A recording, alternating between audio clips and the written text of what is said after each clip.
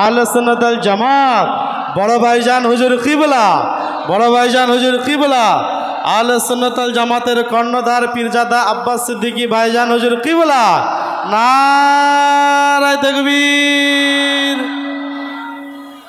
এরপর বরণ করে নেব আহলে সুন্নাত ওয়াল জামাত সংগঠনের সহ সম্পাদক পীরজাদা বাইজিদ আমিনী সাহেবকে বরণ করে নিচ্ছেন মোহাম্মদ আলাউদ্দিন ভাই।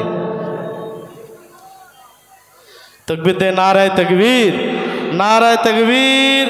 আহলে সুন্নাত ওয়াল জামাত, আহলে সুন্নাত ওয়াল জামাত, পীরজাদা বাইজিদ আমিনী সাহেব, পীরজাদা বাইজিদ আমিনী সাহেব, নারায়ে তাকবীর। স্টেজে উপস্থিত একাধিক আলেম উলামা ও বিশিষ্ট সমাজসেবী তাদেরকে একে একে বরণ করে নিচ্ছেন। এখন আপনাদের সম্মুখে বক্তব্য রাখছেন ফুরফুরা শরীফ আহলে সুন্নাত ওয়াল জামাতের সহ সম্পাদক পীরজাদা বাইজিদ আমিনী সাহেব।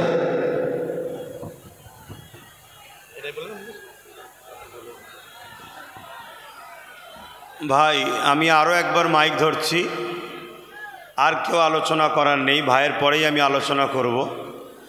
আচ্ছা, আমরা এসেছি কী জন্যে এটা আপনারা জানেন তো নাকি? এটা কোনো রাজনীতির মিটিং নাকি?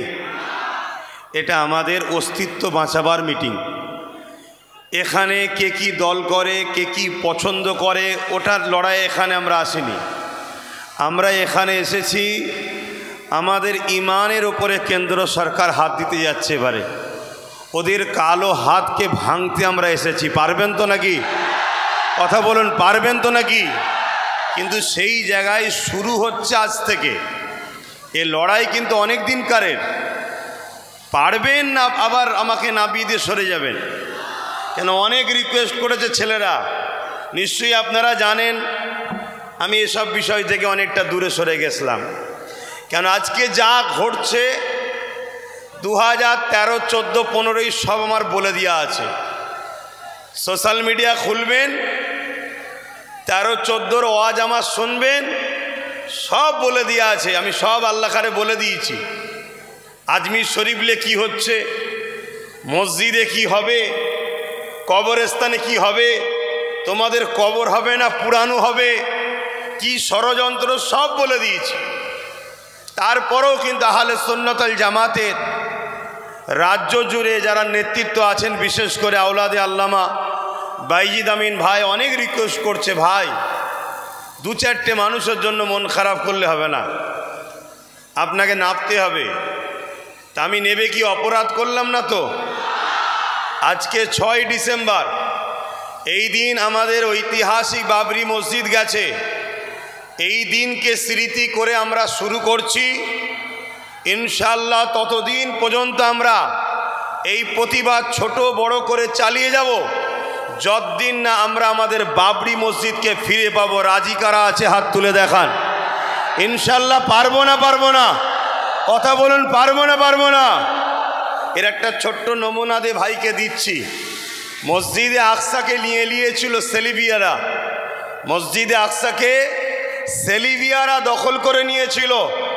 9 বছরে সালাউদ্দিন আইবি বলেছিল, ইনশাআল্লাহ এই মসজিদে আকসা আমি উদ্ধার করব এবং সেখানে একটা সুন্দর মেহরাব লিজে লাগাবো। ইনশাআল্লাহ সালাউদ্দিন আইবির দ্বারাই ওই মসজিদে আকসা একদিন উদ্ধার হয়েছে। তা আমরাও যদি ইমানি বিশ্বাস নিয়ে মহান সৃষ্টিকর্তার উপরে ভরসা রেখে আগাই এবং সততা নাই সত্যের পক্ষে আগায় এবং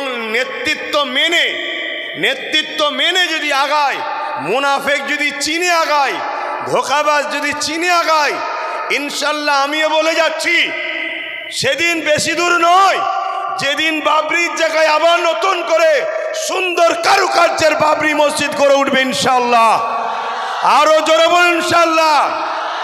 আর এর জন্যে কোনো মন্দির ভাঙতে লাগবে না, এটাও ভেঙে দিয়ে যায়। কেন কিছু দালাল গদি মিডিয়া আছে, কালকে কেটে হই হই করতে পারে। এর জন্যে কোনো মন্দির ভাঙতে লাগবে না। কেন বাবরি মসজিদের জায়গায় কোনো মন্দির এখনো হয়নি, চ্যালেঞ্জের সাথে বলছি।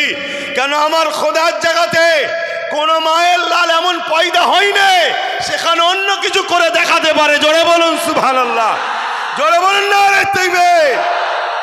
কেন এটা কোনো পার্টির মিটিং নয়, এখানে নরের তাকবীর চলবে, সুবহানাল্লাহ চলবে, এটা ধর্মীয় মিটিং। কথা মাথায় ঢুকছে তো নাকি?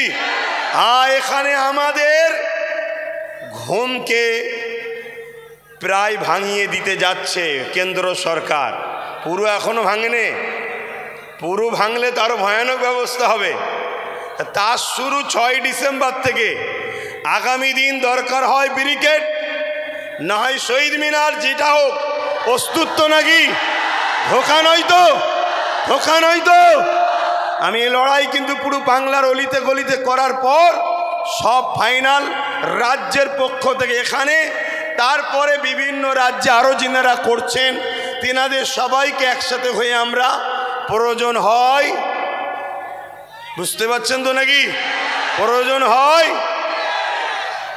শুধু সেখানে যাব না দখল করতে। এখন ভাই আলোচনা করবে, তারপর আমি করব।